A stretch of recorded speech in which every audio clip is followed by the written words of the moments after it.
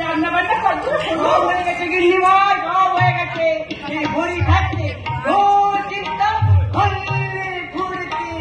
এই হরি না 100 জনের সমান, শুধু পাত্রপক্ষ এসে আশীর্বাদটা হয়ে গেলে ব্যাস, আমি সবাইকে কাজ করে বসিয়ে খাইয়ে দেবো। আচ্ছা হরিদা, তারপরে রান্না করতে গিয়ে নুনের বদলে ঝাল আর ঝালের বদলে মিষ্টি দিয়ে ফেলে দিত।